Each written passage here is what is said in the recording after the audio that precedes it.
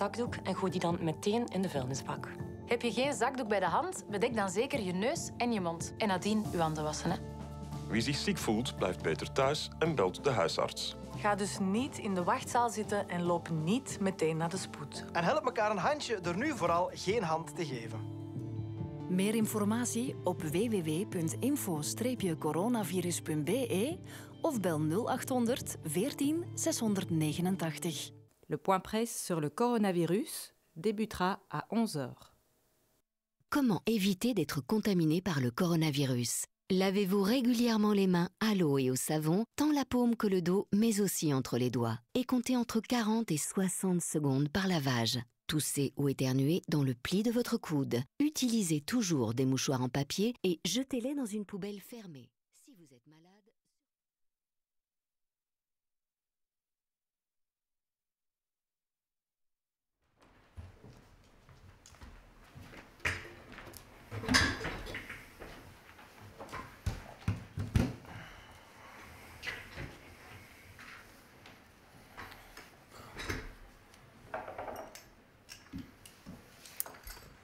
Mesdames et messieurs, bonjour.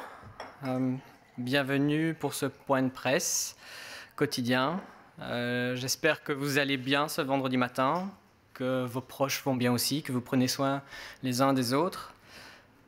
Aujourd'hui, comme pour les jours passés et les jours à venir, nous sommes là avec vous pour vous donner des informations, pour vous expliquer un petit peu l'évolution de la situation dans notre pays et peut-être préciser certaines informations nécessaires pour vous aider en fait à bien agir, pour vous aider à respecter les consignes et à aider de la sorte l'ensemble des professionnels de la santé publique à faire face à cette pandémie. Je passe la parole immédiatement à Emmanuel. Bonjour à tous, goeiedag iedereen. Nous allons aujourd'hui faire le point sur la situation d'hier, donc du 19 mars. Pour la journée d'hier, 462 nouveaux patients ont été testés positifs pour le Covid-19. Parmi ceux-ci, 302 étaient en Flandre, 43 à Bruxelles, 90 en Wallonie. Et pour 27 personnes, les données doivent encore être consolidées. Cela porte pour la Belgique à 23 423 tests réalisés, dont plus de 2200 réalisés hier. 2257 personnes au total ont été contaminées en Belgique par le Covid-19. En ce qui concerne la situation dans les hôpitaux, vous savez que c'est un élément très important que nous suivons au quotidien. Au total, 837 patients ont été hospitalisés, 203 pour la journée d'hier. 164 personnes sont aux soins intensifs, dont 114 sont sous assistance respiratoire. Depuis le 13 mars, 204 personnes ont pu quitter l'hôpital, dont 48 pour la journée d'hier. Nous déplorons à ce jour 37 décès liés à une infection à coronavirus, et donc 16 décès ont été notifiés hier.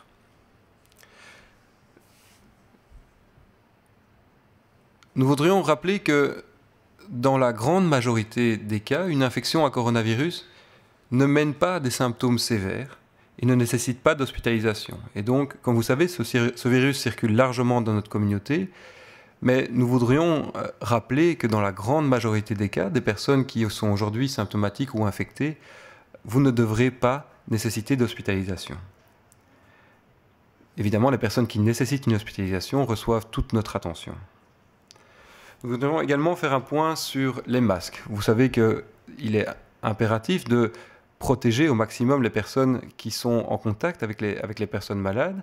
Et donc, en ce moment, plus de 5 millions de masques ont été livrés sur le territoire belge et sont actuellement en cours de distribution par la Défense, la Protection civile, les pompiers, avec l'aide notamment des gouverneurs. La distribution de ces masques est priorisée pour des groupes cibles, notamment les points de triage de la médecine générale, les hôpitaux et les ambulanciers. Nous sommes également en attente, dans les prochaines heures, prochains jours, de 5 millions de masques supplémentaires. Ces masques pourront renforcer les efforts réalisés dans d'autres secteurs extrêmement importants comme les maisons de repos ou le secteur des soins à domicile. Nous voudrions également faire un point sur la capacité hospitalière, car il est légitime que vous posiez la question de savoir mais quelle est notre capacité actuelle. Et donc aujourd'hui en Belgique, il y a 1900 lits dans les hôpitaux qui sont équipés de systèmes pour ventiler. Et donc c'est évidemment un chiffre qui est important, qui a une limite, mais il faut savoir également que ce nombre, pour augmenter ce nombre, il y a des plans qui sont activés aujourd'hui pour élargir ce nombre. Donc nous ne sommes pas aujourd'hui dans une situation où nous serions en dessous de nos capacités, mais nous anticipons évidemment une demande qui va augmenter encore ces prochains jours. Goedemorgen iedereen. Het is tijd weer voor onze dagelijkse update van de cijfers. De voorbije 24 uur werden er in België 462 nieuwe gevallen van COVID-19 bevestigd in het laboratorium. Dat zijn er 302 uit Vlaanderen, 90 uit Wallonië en 43 uit Brussel. 27 van nog onbekende oorsprong. Dat brengt het totaal aantal bevestigde gevallen in België op 2257. In de hospitalen zien we nog steeds een verdere stijging van het aantal opgenomen patiënten. In totaal liggen er nu 837 patiënten in onze hospitalen. Dat is een stijging van 203 patiënten in de voorbije 24 uur. Een deel van die patiënten bevindt zich op intensive care. Het zijn er in totaal 164. En dat is een stijging van 34 patiënten. 114 patiënten worden beademd. Dat is een stijging van 26. Jammer genoeg zijn er ook een aantal nieuwe overlijdens gerapporteerd de voorbije 24 uur. Het zijn 16 personen die overleden zijn. Jammer genoeg. Dat brengt het totaal op 37 sinds het begin van de uitbraak van dit virus. Er is ook goed nieuws, want sinds 13 maart hebben in totaal al 204 personen het ziekenhuis kunnen verlaten. Wij zouden nog eens willen benadrukken dat het niet nodig is om te panikeren of heel ongerust te zijn wanneer u griepachtige symptomen ontwikkelt of wanneer coronavirusinfectie bij u wordt vastgesteld. Het is zo dat het merendeel van de infecties mild verlopen en voor het merendeel van de personen volstaat het om thuis uit te zieken. Het is maar een klein deel van de mensen die echt complicaties ontwikkelen. Dus er is geen reden om paniek wanneer u koorts ontwikkelt of griepachtige symptomen. Vaak zal dat vrij goedaardig verlopen. We hebben ook nog goed nieuws te melden vandaag. Er zijn deze morgen of verleden nacht 5 miljoen maskers geleverd. En die worden momenteel verdeeld over heel België. Dit gebeurt met de hulp van de civiele bescherming, de brandweer, samen ook met de gouverneurs en Defensie werkt hier ook aan mee. In de eerste plaats zijn deze maskers bestemd voor een aantal groepen die er heel dringend nood aan hebben, waaronder de triageposten die georganiseerd werden door de huisartsen, ook voor de hospitalen en voor de ambulanciers. We hebben nog goed nieuws, want we verwachten eigenlijk heel binnenkort een nieuwe levering van nog eens 5 miljoen maskers, die onder andere bestemd zullen zijn voor de rust- en verzorgingstehuizen, als ook voor de thuisverpleegkundigen. We krijgen ook redelijk wat vragen van de pers in verband met wat is nu de capaciteit in België van intensive care bedden, hoe zit het met die beademingsapparatuur, is er voldoende, gaat er een tekort zijn?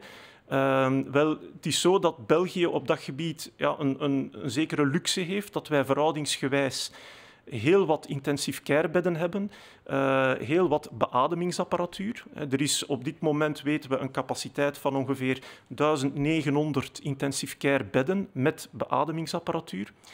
En we weten ook dat onze hospitalen volop aan het werken zijn om indien nodig die capaciteit nog te kunnen opdrijven.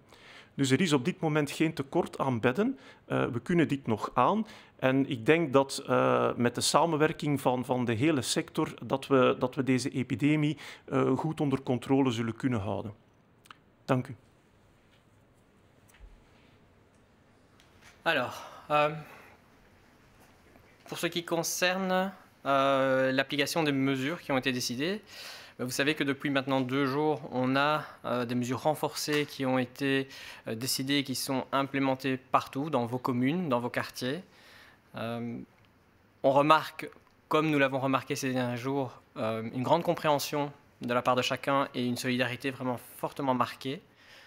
Je pense que c'est important de le souligner chaque jour parce que ça aide sincèrement les services sanitaires, les services de secours qui veillent à cette santé publique de voir que vous êtes responsable aussi dans vos gestes au quotidien. Comme hier, je vais préciser certains moments, certaines informations durant ce moment de presse, puisqu'on a eu des remontées d'informations de clarification nécessaires. Par exemple, en matière de travail. C'est vrai qu'il est toujours possible d'aller travailler moyennant le respect de certaines conditions, certaines lignes directrices. Le télétravail est obligatoire. Et s'il n'est pas possible de faire du télétravail, vous devez mettre en place au sein de votre entreprise ce qu'on a appelé cette distance sociale, le respect des consignes tant d'hygiène personnelle de chacun, mais également cette distance, ce respect de consignes de santé publique collective. Que ce soit dans l'exécution de votre travail ou dans le transport pour aller jusqu'à votre travail. Et si le télétravail et les distances sociales ne sont pas possibles, alors l'entreprise doit fermer. On a aussi identifié, et ça a été communiqué assez largement, que certains secteurs sont considérés comme essentiels. Essentiels à la vie sociale, essentiels à l'approvisionnement, notamment alimentaire. Je pense aussi par exemple aux services de secours, aux sociétés de ramassage de déchets. Tout ça est important et ces services essentiels peuvent continuer à travailler, bien sûr, et doivent continuer à travailler dans le respect néanmoins un maximum des règles de toute façon d'hygiène personnelle de chaque travailleur, mais également de cette distance sociale dans l'organisation générale du travail. Plus particulièrement, on comprend que ce genre de situation perturbe votre organisation familiale et on veut attirer l'attention, par exemple, sur la coparentalité.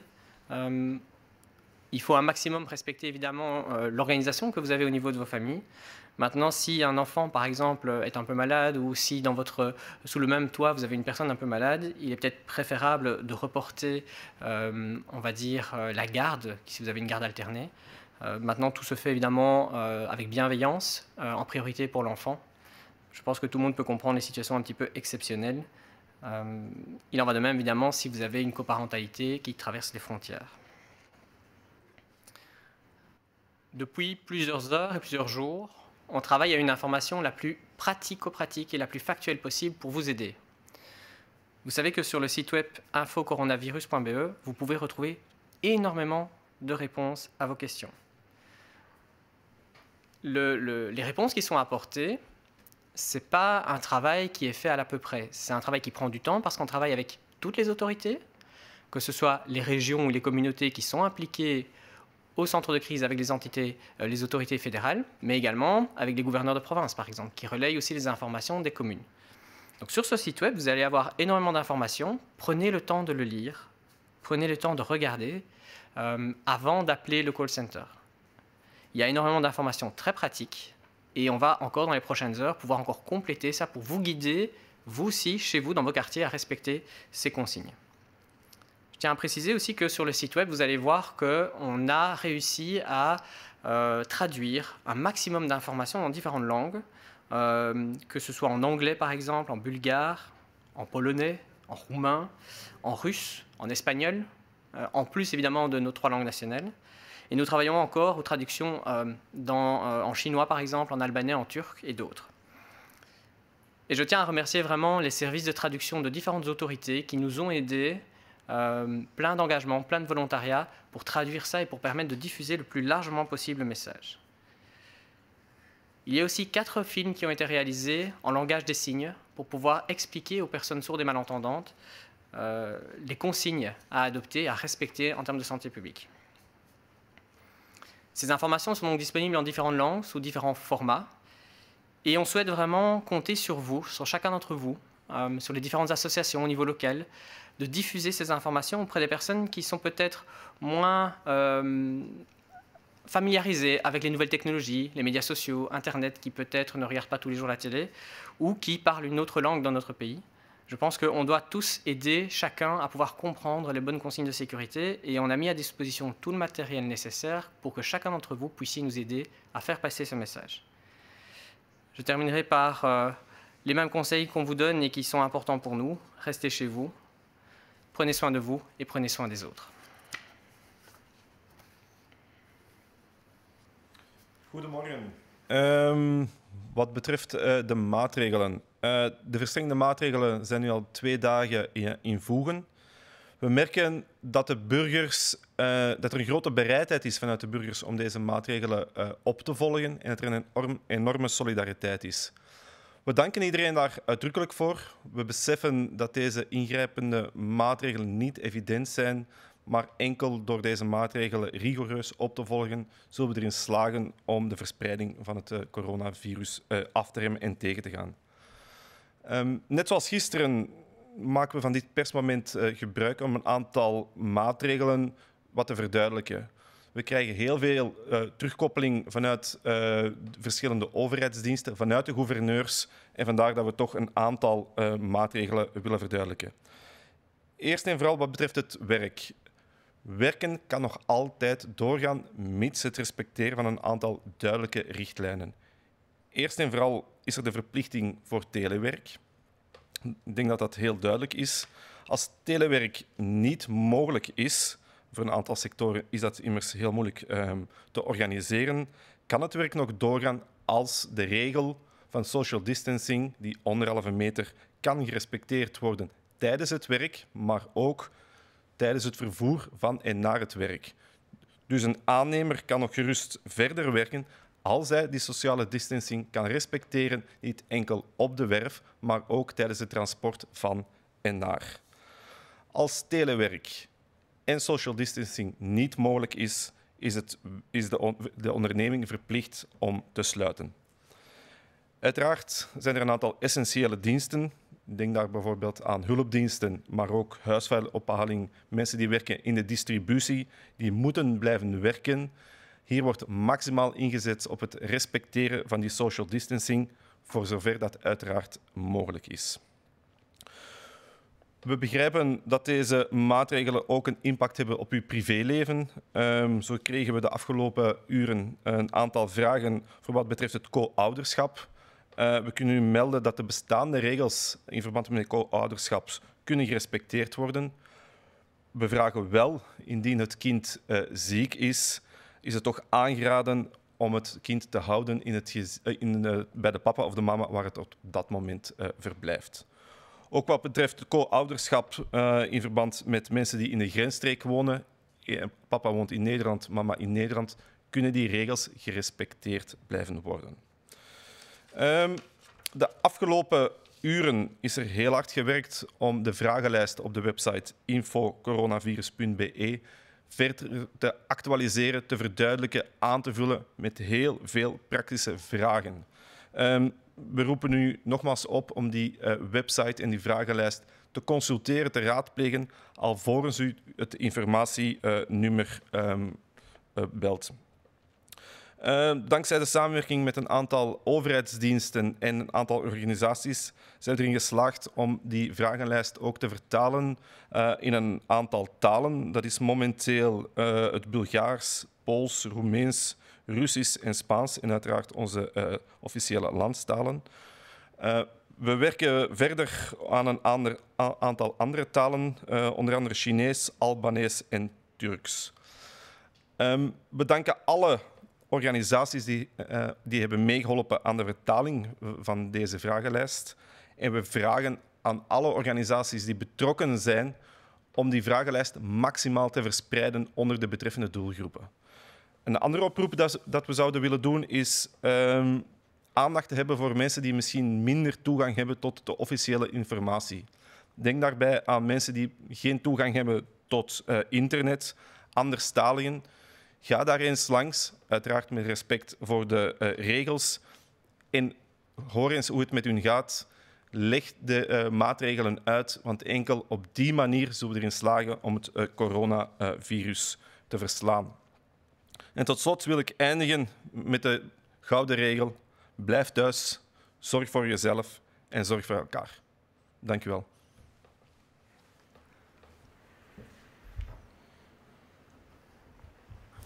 On va maintenant pouvoir prendre quelques questions qui nous ont été posées à distance. Où se trouve-t-on aujourd'hui dans l'évolution de l'épidémie? Donc, par rapport à l'évolution de l'épidémie, nous sommes aujourd'hui, comme nous le savons, et je pense que maintenant la population est bien au courant, au démarrage de cette épidémie. On voit encore le nombre de nouveaux cas et surtout le nombre d'hospitalisations augmenter chaque jour. Et donc c'est, comme vous le savez, un élément extrêmement important que nous suivons.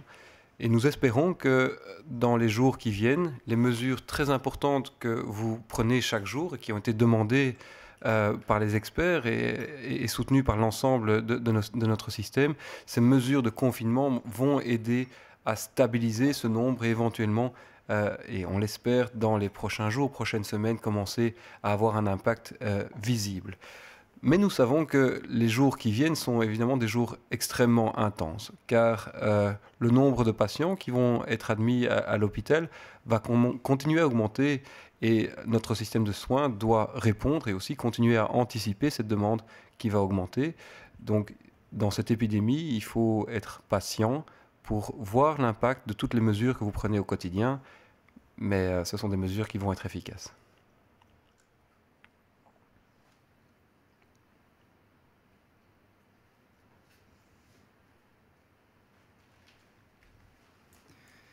Waar bevinden we ons momenteel in de epidemie? We bevinden ons nog altijd duidelijk in de stijgende fase van de epidemie. Dat zien we aan de cijfers die we elke dag hier rapporteren. Vooral het aantal hospitalisaties, dat neemt nog steeds sterk toe. Dat ligt volledig in de lijn van de verwachting. We wisten dat dit nog een tijdje ging doorzetten en we kunnen ons de komende dagen aan nog een verdere stijging verwachten. Het is zo dat de maatregelen die we in het leven hebben geroepen en die we nu met z'n allen tezamen als bevolking heel goed aan het opvolgen zijn, dat we daar pas echt een effect kunnen verwachten ergens in de loop van volgende week. Het hangt een beetje vanaf welk model je volgt en welke voorspellingen, maar als we ervan uitgaan dat we met deze maatregelen ongeveer minstens 50% van onze contacten verminderd hebben, dan verwachten we ergens halverwege volgende week dat die curve gaat afplatten. Maar dat is natuurlijk moeilijk te voorspellen. Hè. Er zijn heel veel modellen, veel voorspellingen en ze zijn allemaal wat anders. Maar normaal gezien, volgende week zouden we een impact mogen verwachten.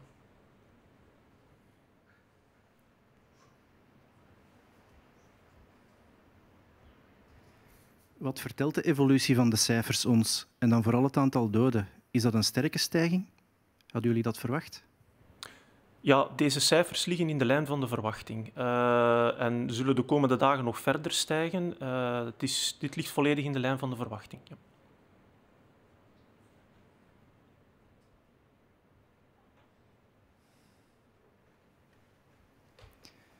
Que peut-on dire de l'évolution des chiffres, notamment le nombre de décès? Est-ce que c'est une croissance rapide et attendue ou pas? Donc, c'était attendu que parmi les personnes infectées, des personnes développent une symptomatologie sévère et des personnes décèdent. Donc oui, le nombre de décès que nous observons aujourd'hui, c'était ce que nous avions anticipé. Et l'objectif, évidemment, d'avoir un contrôle sur le nombre de patients qui vont développer ces symptômes sévères. Et donc les mesures que nous demandons de prendre, de social distancing, vont permettre de diminuer évidemment le nombre de personnes qui développent ces symptômes sévères, mais ce nombre va continuer à augmenter dans les prochains jours.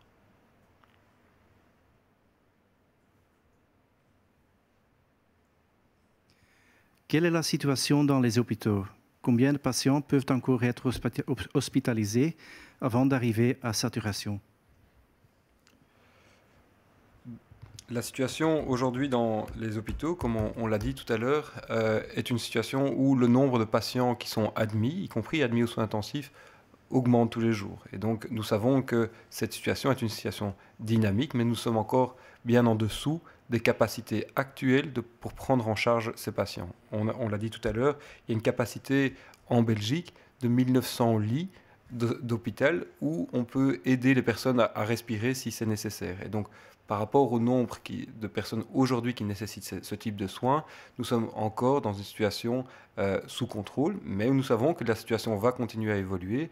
Et donc, nous anticipons également cet aspect-là en augmentant les capacités en termes de lits de soins intensifs.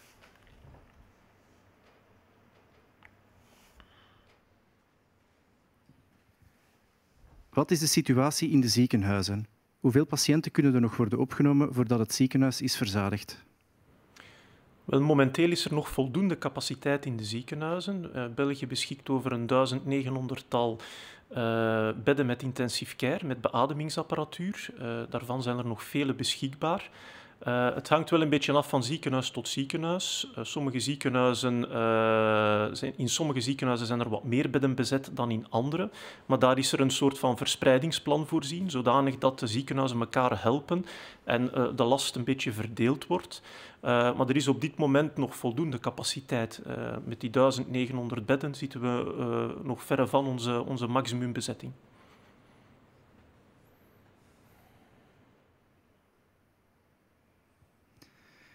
Wat is de gemiddelde leeftijd van de patiënten in de ziekenhuizen en vooral op intensieve verzorging?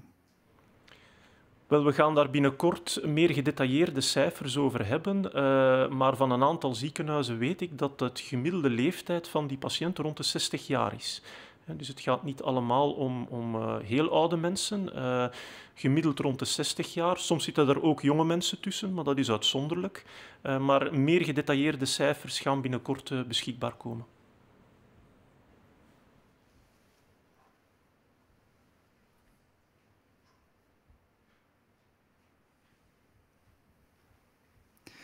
Quel est l'âge moyen des patients hospitalisés et en soins intensifs? Aujourd'hui, les informations dont nous disposons, et ces informations seront complétées au fur et à mesure, c'est que l'âge moyen des personnes hospitalisées aux soins intensifs est autour de 60 ans. Donc ce n'est pas uniquement des personnes très âgées. Il y a donc une distribution dans différentes catégories d'âge. Il y a aussi des personnes qui sont plus jeunes, qui sont actuellement aux soins intensifs, même si ce n'est pas la règle.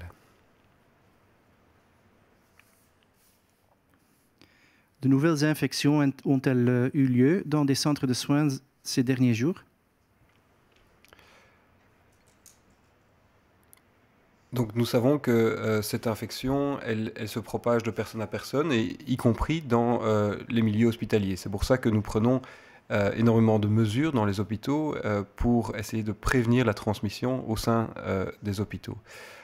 Mais oui, il y a des transmissions, et le premier reflet de ça, ce sont des médecins qui sont aujourd'hui infectés. Et donc dans le système de soins, il y a évidemment une exposition au virus. Zijn er nieuwe besmettingen in zorgcentra geweest de afgelopen dagen? We hebben daar nog niet de precieze cijfers over, maar we weten dat er inderdaad al besmettingen zijn geweest in woonzorgcentra. Ook daar zullen die cijfers later meer in detail bekendkomen, maar er zijn zeker al besmettingen geweest. Ja.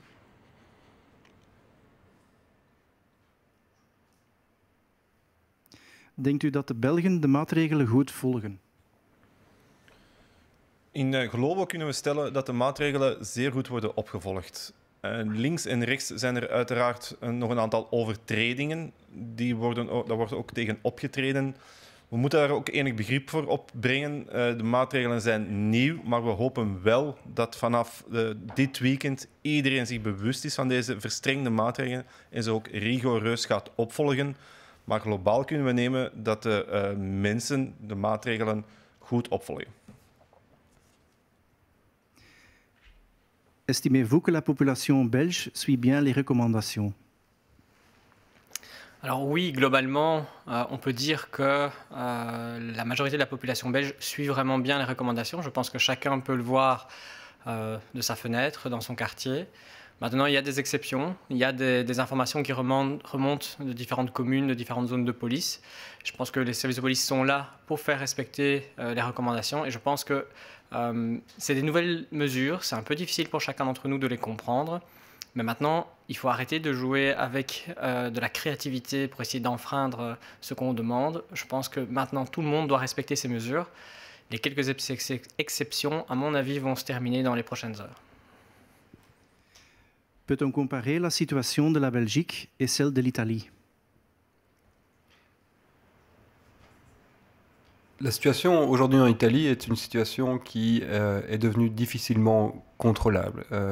On sait, et tout le monde observe, ce qui se passe dans ce pays-là. C'est évidemment quelque chose dont on ne doit pas se cacher. Mais la situation aujourd'hui en Belgique est une situation où nous avons pris des mesures de confinement avant le type de situation en Italie. C'est aussi un pays où nous avons des capacités de soins et hospitalières qui sont différentes. Et donc aujourd'hui, la Belgique est mieux préparée que ce que l'Italie a pu connaître. C'est évidemment quelque chose qui peut être rassurant, mais cela ne veut pas dire que nous aurons énormément de travail et d'organisation. Nous devons maintenir l'effort pour profiter au mieux des outils qu'on a aujourd'hui dans cette gestion d'épidémie.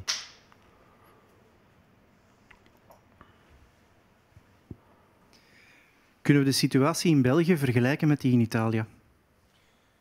Wel, in Italië is de situatie niet onder controle in alle gebieden. Hè. We zien de beelden op de televisie dat er ziekenhuizen zijn die de toevloed van patiënten niet meer aankunnen en dan niet iedereen de optimale zorgen krijgt. Dat is in België heel anders. Hè. Wij hebben de situatie onder controle op dit ogenblik.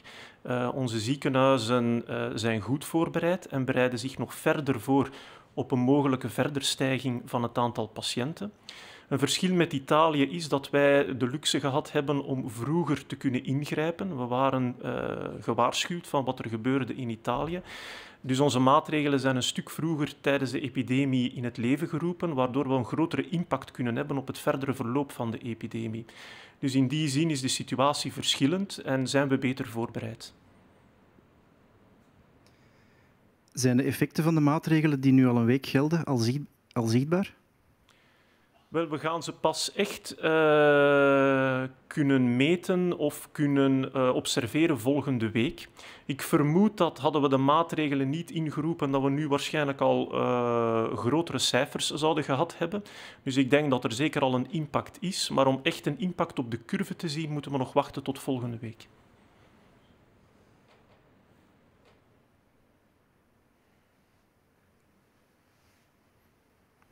Peut-on déjà observer l'effet des mesures prises il y a maintenant une semaine?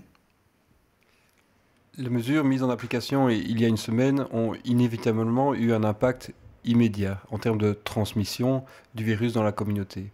Maintenant, l'impact sur les chiffres que nous monitorons se verra petit à petit dans les jours qui viennent, car entre le moment de l'incubation du virus et le moment où éventuellement des personnes sont diagnostiquées, hospitalisées, eh bien, il se passe un certain nombre de jours. Mais donc chaque jour où nous avons pris ces mesures a eu un impact important sur le contrôle de l'épidémie.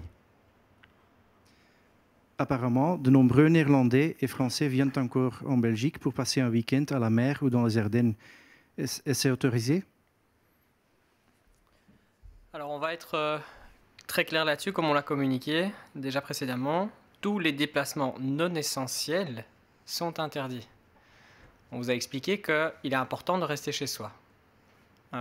Vous pouvez bien évidemment quitter votre habitation si c'est pour prendre l'air, comme on l'a dit, ou pour aller faire des courses, ou pour aller travailler dans la mesure du possible. Mais cette interdiction de déplacement vers l'étranger, elle est très claire, et ça vaut aussi pour les Hollandais, par exemple, ou les Français qui souhaiteraient venir en Belgique. Et des contrôles sont effectués pour faire respecter cela. L'objectif est vraiment d'éviter des contacts entre personnes venant de lieux différents. Parce que quand vous voyagez, que ce soit des Bruxellois qui vont à la mer dans les Ardennes, ou bien des Hollandais ou des Français, c'est le même principe. Vous voyagez, vous propagez plus facilement le virus. Donc c'est pour ça qu'on répète la règle de base, c'est rester chez vous.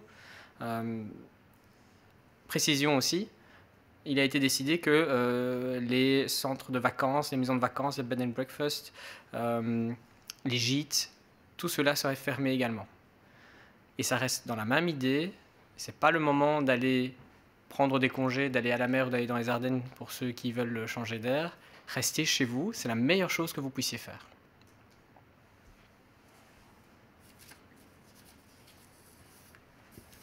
We horen dat nog veel Nederlanders en Fransen naar België komen voor bijvoorbeeld een weekendje in de Ardennen of aan zee. Is dat nog toegestaan? Daar kunnen we heel kort en bondig op antwoorden. Nee, dat wordt aanzien als een niet-essentiële verplaatsing. Net zoals voor de Belgen geldt dat ook voor de Nederlanders en de Fransen. Essentiële verplaatsingen in België zijn verboden. Dat is heel belangrijk. Als we ons toch gaan verplaatsen naar de zee, naar de Ardennen, vergroten we het risico dat het virus zich verder kan verspreiden. Dus vandaar de algemene richtlijn, blijf zoveel mogelijk thuis. Uiteraard kan u even naar buiten gaan met inachtneming van de gekende regels, om eventjes te gaan wandelen, naar de winkel te gaan. Maar vermijd, of beter nog, het is verboden om niet essentiële verplaatsingen te maken. Dus zowel voor België, Nederlanders als België. En tevens is het zo dat alle gîtes, alle vakantiehuisjes, vakantieparken, B&B's, Airbnb's allemaal gesloten zijn. Dus het heeft geen zin om ergens een weekendje te gaan doorbrengen. Ok, merci à tous. On vous remercie pour les questions, on vous remercie pour votre présence tous les jours à 11h. On espère pouvoir continuer à répondre au mieux à vos questions. N'oubliez pas, il y a toujours un site web avec toutes les informations, il y a un numéro d'information. On est là pour vous, on sera là encore demain. Prenez soin de vous et prenez soin des autres. Merci.